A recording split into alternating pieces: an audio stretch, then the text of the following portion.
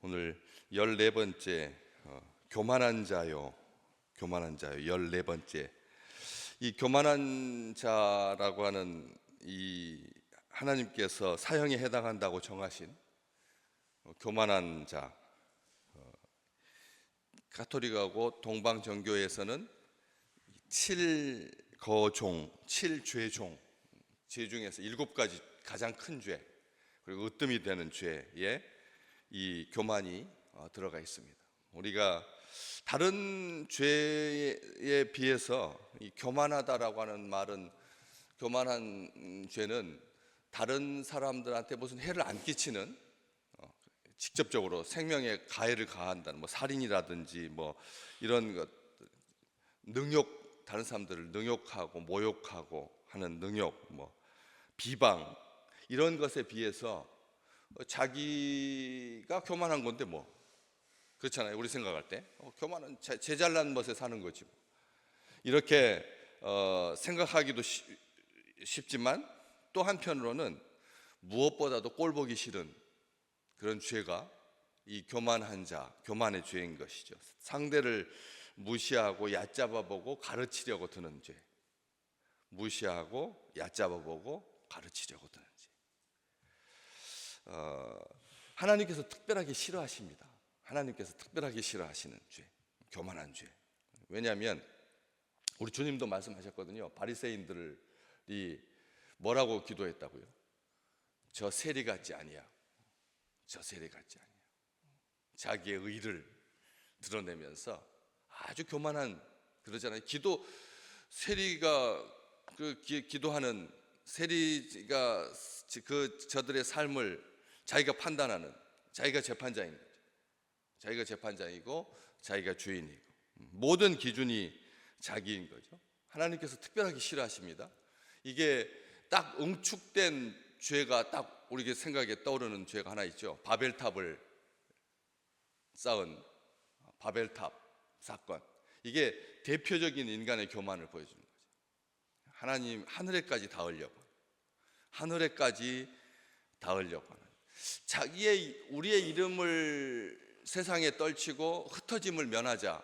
목적은 아주 숭고합니다. 그렇죠? 목적이 아주 숭고하잖아요. 우리의 이름을 온 세상에, 그리고 흩어지지 않게 하자. 이건 한 민족, 한 국가, 한 기업, 한 가정, 한 개인 다 해당되는 정말 휘황찬란한 명분입니다. 어떤 교회도 어떤 기업도 이 대명제에서 자유로운 것이 없는 거죠. 그만큼 정말 모든 인류의 죄를 잘 응축해 놓은 교만의 상아탑, 교만의 바벨탑, 이게 그림으로 딱 보여주시는 겁니다. 악의 시작인 거죠. 흩어짐의 출발점인 거죠. 흩어짐의 출발점인 겁니다. 하나님처럼 될 것이다라고 하는, 이사야 선지자가 잘 보여주죠. 이사야서 14장. 우리가 너무 막 교만과 관련해서 항상 명심해야 될, 기억해야 될 말씀, 이사야서 14장 12절 말씀. 사탄, 새벽의 아들, 계명성, 천사 중에 가장 아름다웠던, 청아하기 그지없었던, 정말 흠모할 만한 영적인 존재, 하나님께서 총회하시고 하나님께서 그에게 군대를 천군을 맡기시고 했던 대단한 그런 존재였잖아요. 그런데 뭐라고 합니까? 내가 하늘에 올라서 하나님의 무별 위에 내 자리를 높일 거다. 내가 북극 지폐의 산 위에 앉을 거다. 북극 지폐, 신들이 모이는 회의 장소, 그 북극 지폐의 산 위에 내가 앉을 거다. 14절은 더 가관입니다. 가장 높은 구름에 올라 지극히 높은 이와 같아지리라. 이렇게 아주 치밀하고 아주 구체적이죠. 이런 이 교만함. 그렇기 때문에 이 교만함, 모든 기준이 자기 기준인 사람이 있습니다. 모든 기준이 자기 기준, 내 시각이, 내 관점이, 내 판단이 모든 것의 기준인 거죠.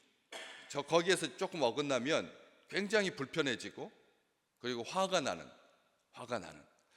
자기밖에 없는, 우리 한국말로 독불장군이라고 하는, 고집세고 아나무인이고 늘 사람들, 그러니까 자기 기준이 있으니까 기준에 안 맞는 사람은 무조건 비난하고 정죄하고 판단하고 자기가 재판장이 되는 것이죠. 모함하고 다툼과 갈등을 일으키고 비열하고 경멸하고 능멸하고, 교만한 사람들이 이 모든 죄의 출발점이 됩니다. 교만이라고 하는 것은 모든 것이 마치 쓰레기의 산처럼 쏟아져 올라가는 그런 죄, 투기하고 회방하고 악한 생각으로 넘쳐나고, 교만은 자신의 능력을 믿는 거죠. 자신이 최고라고 생각하는 겁니다. 자신의 능력을 믿고 자신이 최고라고 생각하고, 그러다 보니까 자기의 의지와 생각, 행동은 고결하고,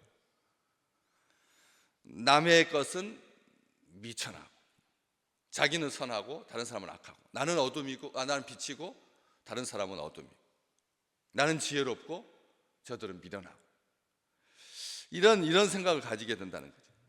자기가 이제 하나님이 되어서 판단하고 정죄하고. 어떠십니까? 사람들을 저울질하고 계시지 않습니까? 사람들을 저울질하는, 딱 보면 저 사람이 시간 자꾸 늦는다, 약속을 어긴다, 그리고 겉만 화려하다, 내 앞에서만 반짝인다 라고 하는 말로 다른 사람들을 이게 판단하는, 저울질하는, 사람을 저울질하는, 그래서 미끼를 던져보는. 그래서 내 구미에만, 자기 원칙이 분명한 사람들이 얼마나 위험한 사람인지 아시잖아요. 기도 드릴 때 기도를 드린다고 하나 기도를 한다고 하나, 이게 마치 십자가가 돼가지고 기준이 되어가지고 저 사람은 기도 자세가 틀렸네 이렇게 생각. 우리가 얼마나 그렇게 위험한지 모릅니다.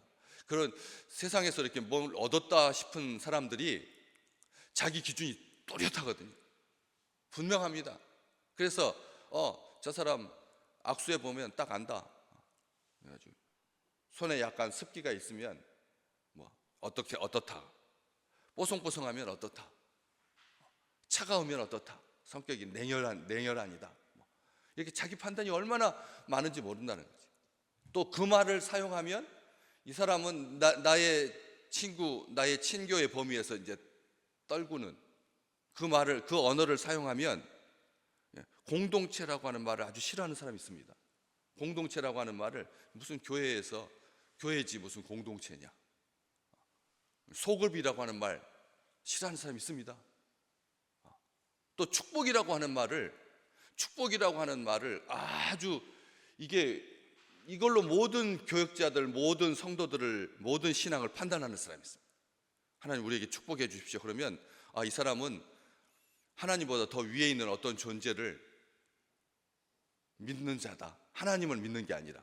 그래서 하나님이 최고인데, 하나님 축복이라고 하는 것은 복을 비는 말인데, 하나님이 어떤 신한테 복을 빈단 말인가 해가지고 그 사람이 하나님과 관련해서 축복이라고 하는 말을 쓰면 그때부터는 이 사람은 나하고는 이제 같은 길을 갈 수가 없다. 이렇게 아주 자기 선이 명확한, 우리가 생각할 때는 그렇게 세상에서의 그런 명성을 이루고 그리고 어떤 지위를 획득하고 한 그런 사람들이 주로 이제 그런 실수를 자기 기준이 분명한 건 좋은데 자기 색깔을 아주 분명하게 하는 거죠. 그래서 여면 여고 야는 야지. 차가운 것은 차가운 거고 뜨거운 거 뜨거운 거다. 이렇게 해가지고 모든 것을 판단하기 쉽다는 거죠. 잠언 13장 10절 말씀, 교만에서는 다툼만 일어날 뿐이다. 교만에서는 뭐만 일어난다고요? 다툼만 일어난다는 거예요. 교만한 사람이 있으면 그 공동체는, 그 모임은 어때요? 항상 다툼입니다. 항상 다툼. 교만이 자리하면 그곳에는 평화가 깃들지 않는다라고 하는 것이, 친구가 없게 되는 거죠. 혼자만의 세계에서 쓸쓸하게, 그렇게 외롭게, 고독이라고 하는 말로 가을에 고독한 남자, 고독한 사람, 이 말로 그렇게 수식어는 화려할지 모르지만 쓸쓸하고 외롭고 쉽게 상처받습니다. 교만한 사람들이 주로 상처를 제일 많이 받습니다. 화내기 쉽고 또 항상 긴장 가운데 있습니다. 우스운 것은 교만한 사람이 누구를 제일 싫어하는 줄 아십니까? 교만한 사람을 싫어한다는 거죠. 교만한 사람이 제일 싫어하는 것은 교만한 사람이에요. 피곤해지기 쉽습니다. 이 교만한 사람의 특징 중에 하나가 피곤하게 된다는 거죠. 자신 내세우지 못해서 안달하게 되고 기회가 있을 때마다 자기를 내세우려고 그러다 보니까 정신적 에너지가 소모되는 거예요. 정신적 에너지가 소모되니까 피곤한 거죠. 영적인 에너지가 소모되니까 심신이 지치게 되는 거죠. 영적으로 탈진하게 되는 거예요. 교만함은 모든 만병의 근원이죠. 교만하다라고 하는 게 우리가 생각할 때 이게 이 시대의 트렌드고 핫코드고 잘 나가는 사람들은 교만해야지 맛이 나지. 그런 생각하기 쉬운데 야고보서 4장 6절에서 사도는 분명하게 말합니다. 하나님께서 그런 사람을 대적하신다. 교만한 자를 누가 대적한다고요? 하나님이 대적하신다. 하나님께서 대적하신다라고 하는 말은 하나님이 직접 물리치신다. 교만한 자를 하나님이 직접 물리치신다는 거죠. 오늘도 온 인류 가운데 교만한 자를 하나님께서 찾아서 전쟁하십니다. 교만한 자와 싸우십니다. 교만한 자와 다투십니다. 교만한 자를 하나님께서 물리치신다는 거죠. 또 반면에 후반부에 야고보서 4장 6절 뒷부분에 보면 겸손한 자에게 은혜를 주신다고요. 하나님은 겸손한 자에게 은혜 주신다. 누구에게 하나님께서 그 은혜를 주고 싶어 하십니까? 오늘 우리가 하나님의 은혜 가운데 거하는 귀한 식구들 되시기를 주의 이름으로 축복합니다. 겸손한 사람 알잖아요. 겸손이 뭐라고 설명하지 않아도 뭐가 겸손인지 알아요. 하나님께서 교만을 꺾으십니다.